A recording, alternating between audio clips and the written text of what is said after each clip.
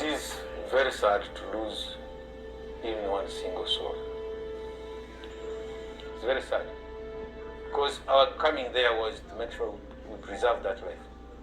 Amison has lost scores of soldiers since the mission started. These sacrifices were expected, but are never easy to accept.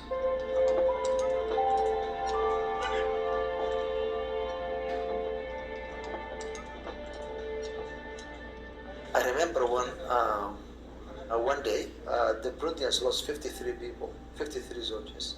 So think about it, 53 young, boys from Burundi being killed in the front lines.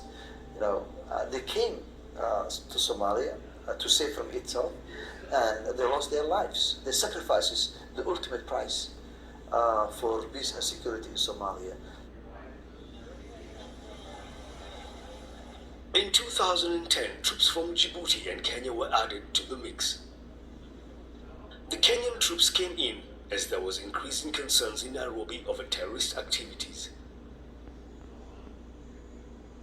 Grenades in the capital and kidnappings on the coast had rattled some nerves.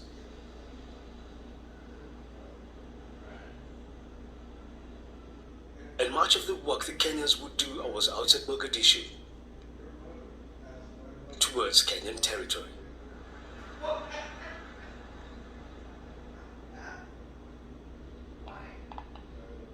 During this phase of the mission, there was more technology employed as different terrain was fought on.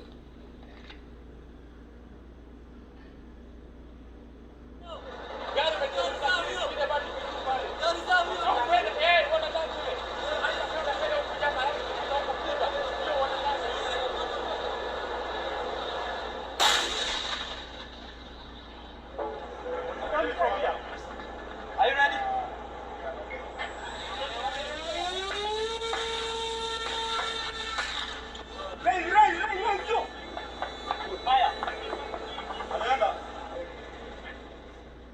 Drones were used to spy on Al-Shabaab positions.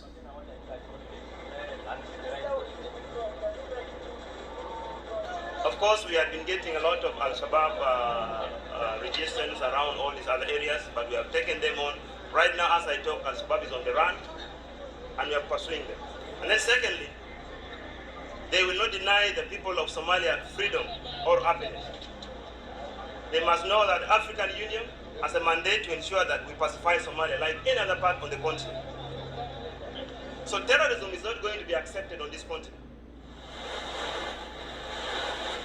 The mission went to sea. We had planned the beach landing of troops from the sea as a surprise to Al-Shabaab, because they never expected us to approach Kismayo from the sea. Therefore, we duped them, and they thought we are going to approach from one direction, only to be surprised to find their troops already occupying Kismayo city without their prayer or not.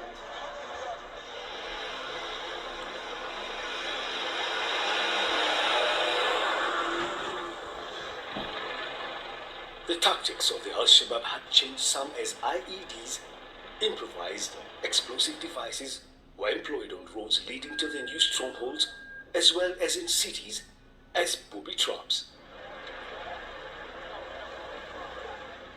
There have been improvised explosive devices that have been placed in some buildings in Kismayo. Suspected are the Kismayo police station, the Kismayo hospital, and some government house. That particular idea is capable of destroying a military vehicle carrying around 30 to 40 soldiers. So it's pretty dangerous, because if you lose a vehicle and 40 soldiers in one hit, that would be disastrous. Technology can bite in either direction. Within this week, we should be able to... The final piece of Al-Shabaab territory to fall was Kismayo on the coast. Kenyan troops, with the help of the Somali army, finally gained control of the area in late 2012. Amison had now defeated the Al-Shabaab militarily, forcing them to operate from outside their country. But the mission is not over. After gaining control of Mogadishu and then other cities, towns and villages, the soldiers discovered other needs.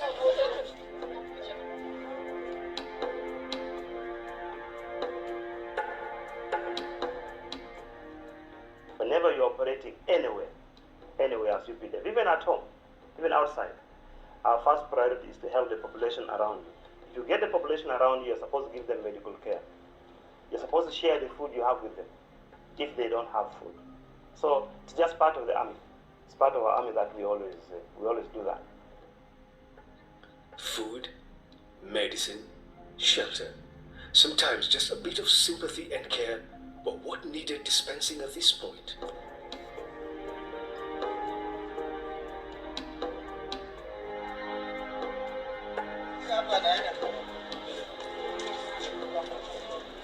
Luckily enough, this boy, there was no major vascular injury. The fragment entered on the medial side, so we are anticipating a quick recovery. Our doctors were conducting very sophisticated operations. They conducted very difficult operations, which really won the hearts of many Somalians. When I was operating there, I decided to open health centers. Women could come as far as Ethiopia. You can imagine. For treatment. I think that is really what helped us to win over, to stay up to date in Somalia. A strategic relationship with the population. Having the population on your side. That is it.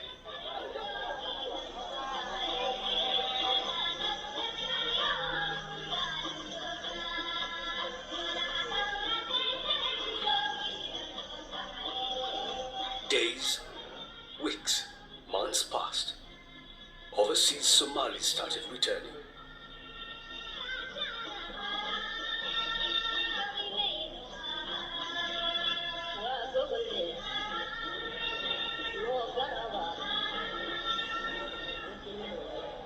The government became so confident they held another election.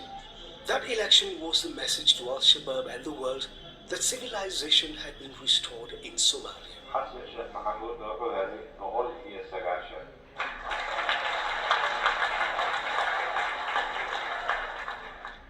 If anything, Somalia had the most democratic election to be sincere. The election is very transparent. They vote there and then.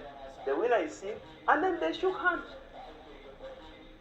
And the elected president is being led into State House by the former president.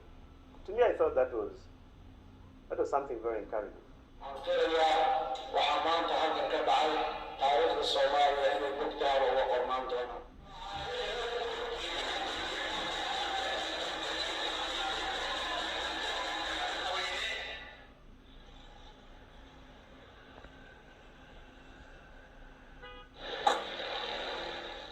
And they started nation building in earnest. Instead of turning to foreign organizations, they looked to their own.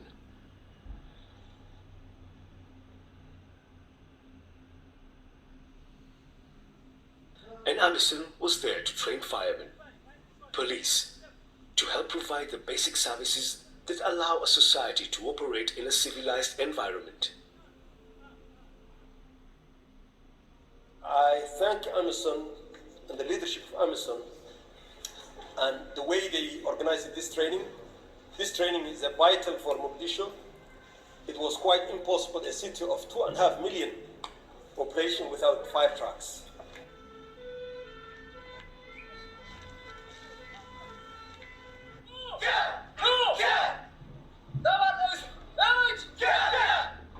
We have to focus on the capacity building.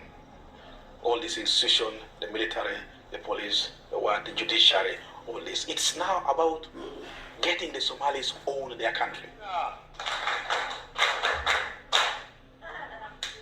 When you arrive at a crime scene as a police officer, what is the first thing you think about? What is the first thing?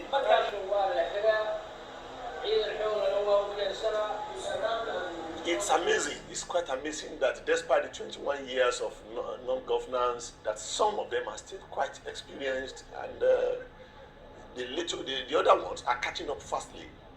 And I'm quite sure if this process, this democratic process continues for a long time, within a short period, the Somali police force will be one of the best in Africa.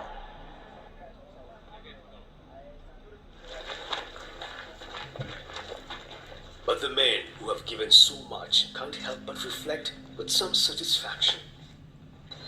Our commandment. Hoppo! Zakaras! March! Even the conditions of living have really changed in Somalia.